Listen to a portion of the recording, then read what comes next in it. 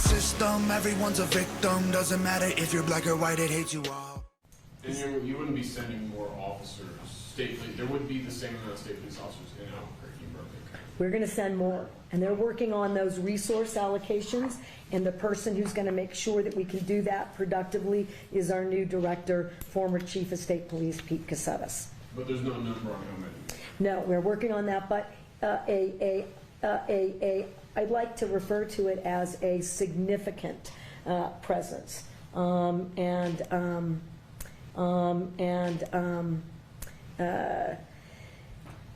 nearly $200 million that has been made available for both recruitment and retention, we hope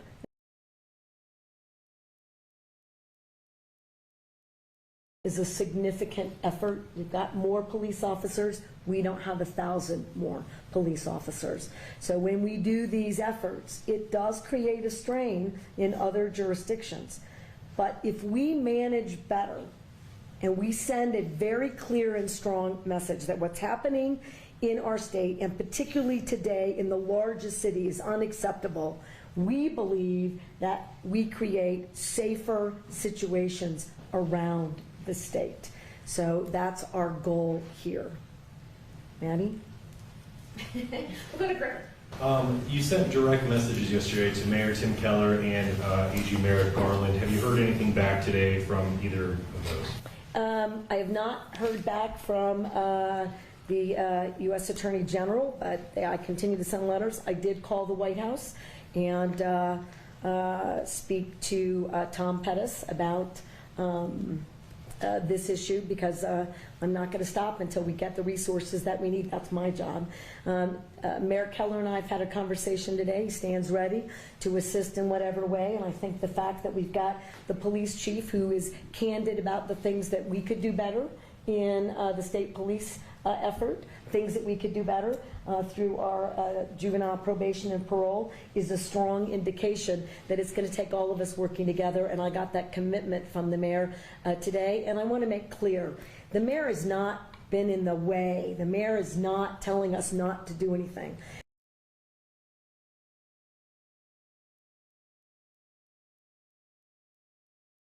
But we have to create a standard where all of us are feeling, I hope, clarity that this has to change, using every tool we can until we've exhausted every idea, every tool, every strategy, every legislative aspect, every bit of it, all together. It cannot stand, and I think that that's the mayor's position as well. He doesn't have the same statewide powers that I do. I can do this.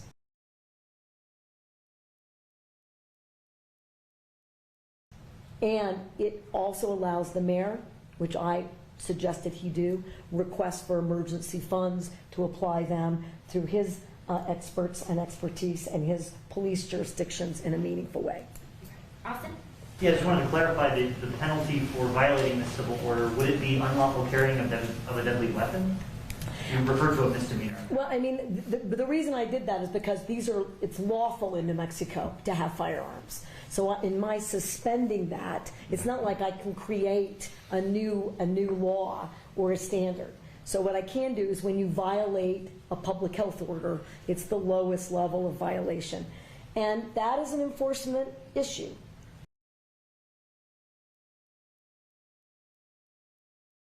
And that is an enforcement issue.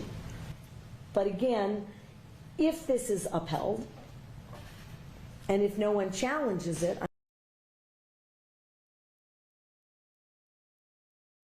I'm happy not to have a challenge to all the people that are thinking about it.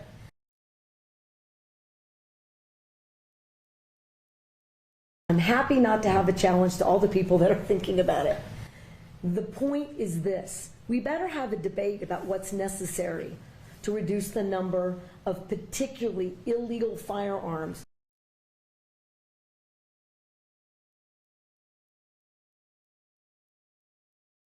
and our ability to go after bad actors. A lot of these bad actors steal legitimately purchased firearms. There are too many. We have to do more It should horrify every American and every New Mexican that so many young people and so many individuals with no training, with reckless criminal behaviors, are openly carrying firearms in our communities.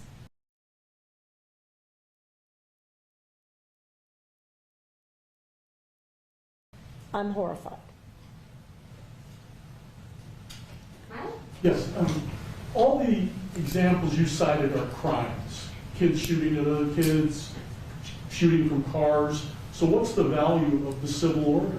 Why not just do better law enforcement? Both. The value of the order is that it gives me three things. One, it says it's a statewide issue and it's a message to everyone to start leveraging their resources and arresting people.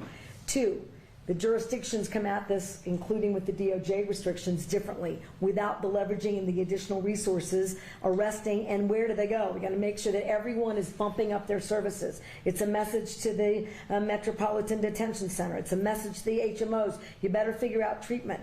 We have been sort of stalled out, to your point. This order basically says, stop stalling out, and to your point, just arrest everyone, just arrest everyone, just arrest everyone. Well, I also have to have the ability, I can't arrest everyone. There are literally too many people to arrest.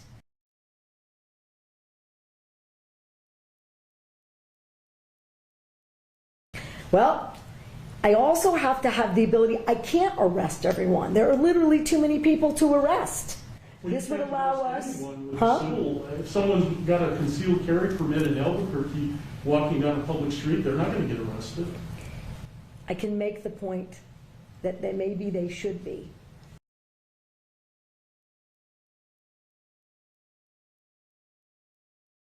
I can make the point that maybe they should be. And this is the point. I'm willing to do anything and everything within a shred of evidence-based effort. Because if you're not horrified that on any street corner in too many cities in New Mexico, there is someone with a gun sticking out of their waist or their belt,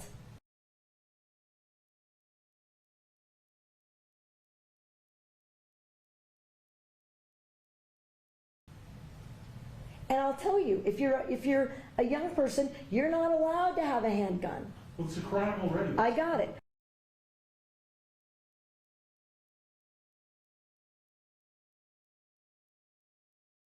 If you're a young person, you're not allowed to have a handgun. Well, it's a crime already. I got it. But we won't be able to arrest all of them. So imagine, just in a perfect world, if this was upheld, it gives all of these police officers the ability to focus on the real criminals.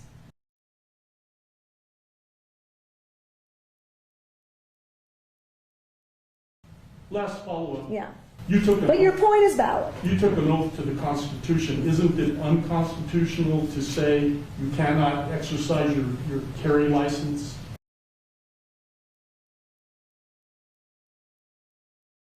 But your point is valid. You took an oath to the Constitution. Isn't it unconstitutional to say you cannot exercise your carry license? With one exception, and that is if there's an emergency.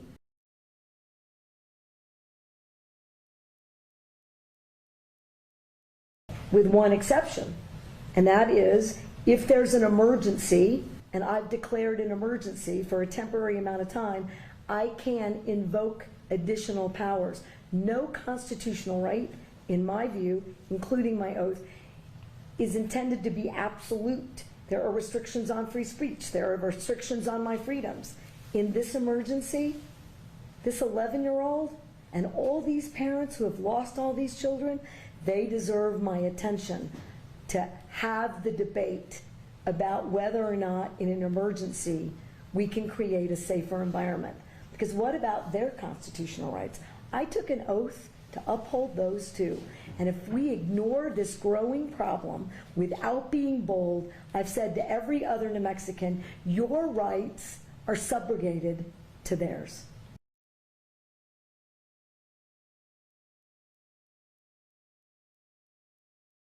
and they are not, in my view. Wait a minute, Okay. though. You're talking about crimes. There are already laws against the crimes, so how are their I rights? got it, but again, if I'm unsafe, Wait a minute, Okay. though. You're talking about crimes. There are already laws against the crimes, so how are their rights? I got it, but again, if I'm unsafe, got it, but again, if I'm unsafe, who's standing up for that right? If this climate is so out of control, somebody should do something. I'm doing as much as I know to do. Madam Governor, Yep. do you really think that criminals are going to hear this message and not carry a gun in Albuquerque on the streets for 30 days?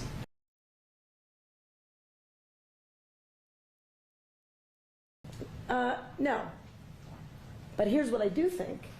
It's a pretty resounding message to everybody else in that community to report a crime, to tell us what's going on, to aid law enforcement, to do something different. I'll tell you what people think, and it's not true. So Chief, thank you for your work. And Chief, thank you for your work. How many of you have been told by a business or a citizen, it's all of you, by the way, that they call or they ask for help and no one will show up or do anything about a crime, particularly even a violent crime? How many times have you heard that? Once every day? 10 times every week? Well, I hear it every day. So if this encourages the public to help us create a safer environment, I'm in. So it does do that, and people want action. That's my belief. They want every possible action, and I'm doing everything I know to do, and I think showing a little courage, even when the clarity of that courage will be challenged, is worth the fight. And Madam Governor, kind of a follow-up with that. Earlier today, APD held a press conference, and there was a question asked about keeping criminals behind bars. Mm-hmm. Is there going to be a push from you in order to keep these repeat offenders, to keep these folks behind bars and stopping that, or a push for judges to enact some sort of order or keep them from having pretrial detention? There's nothing in the way in which they're currently required, including every due process aspect, that prevents them from holding a dangerous person behind bars or a repeat offender. So yes, I expect that to occur, and yes, we expect there to be more prosecutions, and yes, we expect there to be the appropriate accountability measures, including jail time. We expect all of that. It is time for every piece of the law enforcement, public safety environment to work better together.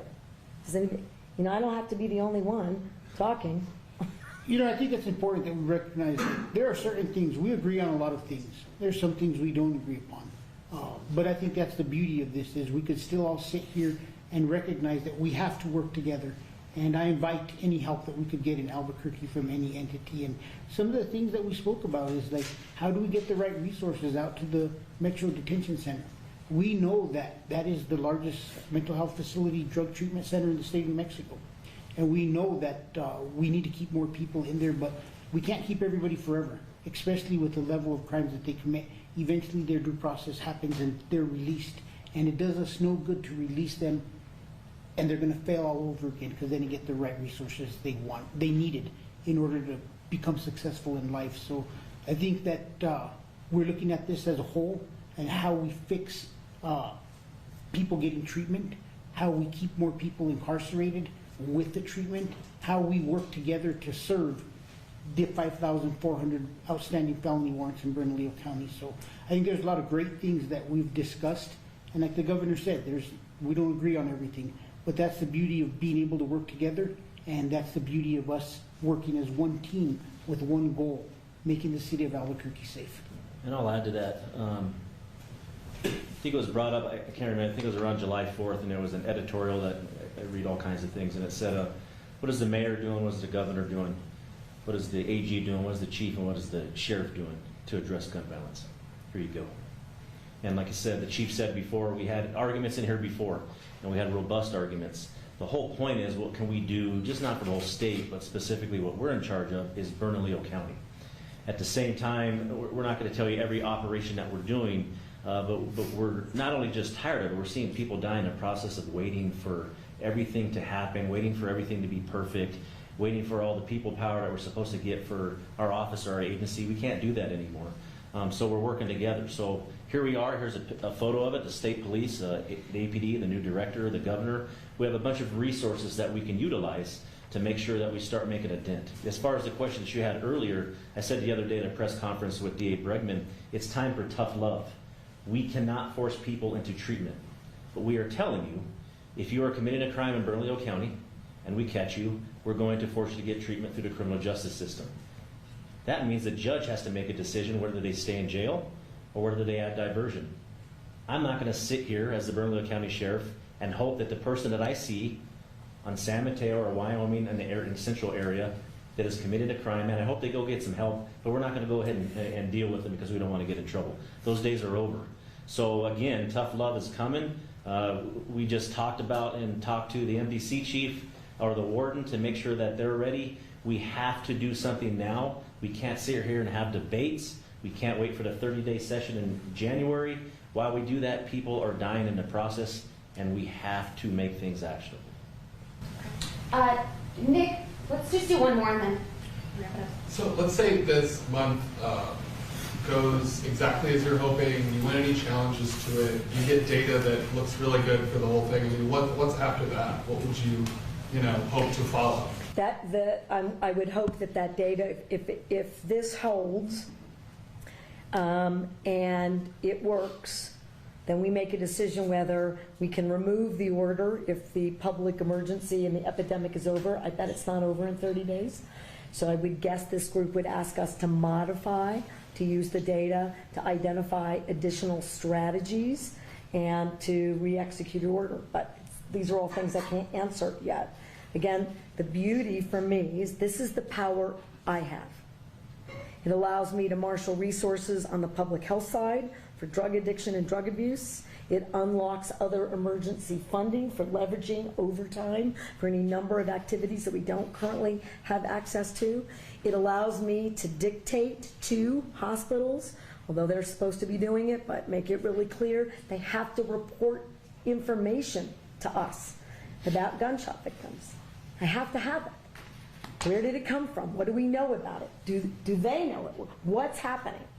That collective allows us to do our work smarter and more aggressively. And that is what all of us expect, because there isn't a single, it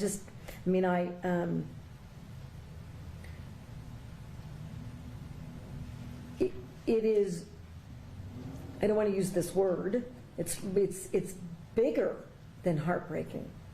You know, when I'm out and about as a non-law enforcement person, I'm very accustomed to having people talk to me about their egg prices and what we're going to do about inflation in general, and largely now about potholes and about beautification. And that's another area that we're going to release some information about shortly, is cleaning up New Mexico. And those are, I'm well postured to talk about and positioned about what we're going to do and to hear their ideas. I don't get any of that anymore. Go, if I may. I just get, I'm not safe, and what are you going to do about it?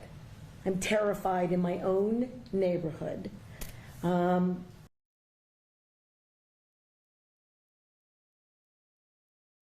I talked to someone at 9:30 last night, a former elected official, who had a young person knock on their door at 9 o'clock at night and said, I always open the door. And it turned out that this was a kid waiving money for, a sports thing. But for far too long, she was terrified. What happened? You shouldn't be terrified in your own neighborhood. And you are. You're terrified. So it's time for us to be bolder, bigger, better, more direct, and to try tools that may not make sense to some of you, any of you, in this context. But they will initiate a robust response, and that's exactly what we ought to be doing. Director. How do you get a retired state police chief that's very happy being retired to come back into the building he swore he never stepped foot in? And that's a compelling call from the governor saying, hey, I have a position for you where you can make a difference and get out the sidelines. That position is simply put, if I do my job, I'm out of a job in 30 days, maybe 60 days, depending on how long this order stood up. It's because I can work, and I hopefully continue to work with the gentleman sitting at this table, and I have history with them, both chiefs and the sheriff. Sometimes not always great, and sometimes great, but the reality is that I want to be, I'm in a position where I can coordinate the efforts and the resources that the governor's office has available to them to best directly attack the issue at hand. And for me, it's very laser focused. It's violent crime in the metro. I'm speaking as a business owner and a resident. I got a grandson that's going to grow up in that environment. How can I best help address that situation? And quite frankly, it's to bring together, like I said, the resources that we have and the funding and use it most effectively, and not just a one-shot deal. How can we sustain that in the metro area and make sure it's long-lasting, working with not only entities here, but with the district attorney's office, JPO, APO, and the federal authorities. To be honestly, it's time to bring the hammer. I know a lot of people don't like to hear that, but we need to put this criminal element on their heels. We need to definitely disrupt these organizations that are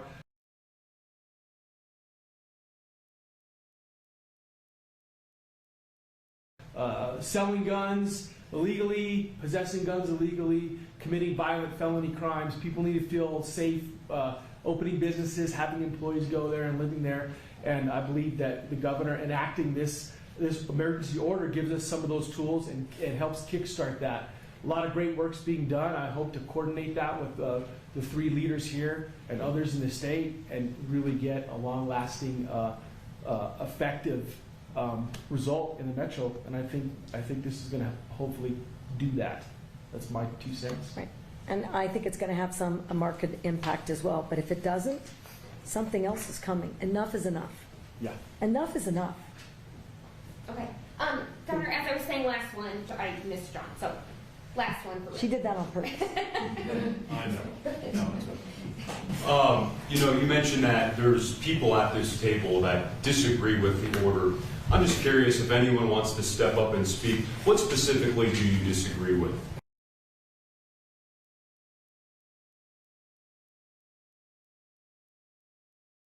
Can I just do it? Yeah, I think and I'm going to thank Milan for his really tough questions. They're fair. It's the concealed and open carry. Because if we could modify that with evidence that suggests that you're safer if you do. But I can't in 30 days. If I can turn down the temperature. It's not illegal for a young person to have an automatic weapon, just a handgun. I can't arrest that person. If we tell the bad actors, and I realize it's a pinch and then some on responsible gun owners, I'm clear, it is.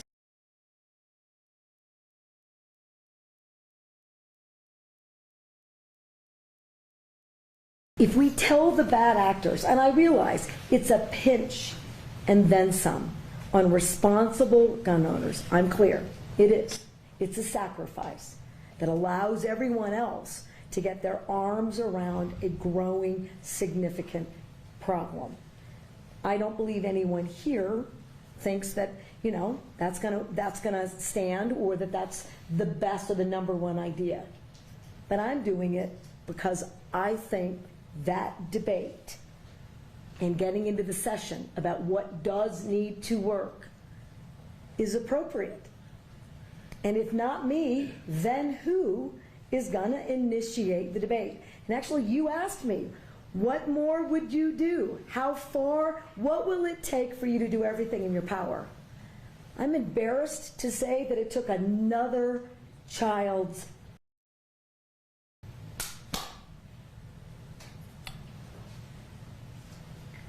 but we're going to keep pushing. So the pressure, in like every other emergency, I didn't pull off a firefighter or stop going into the north until that fire was out. I'm not going to stop yelling at the feds or living in, temporary housing to bring light to that situation until they have their resources. I'm not going to stop pushing on public safety until it's safe. And I'm sure some things will work better than others, and I'm sure things will get adjusted. I'm sure I'll get restrictions that make it clear what I can and cannot do.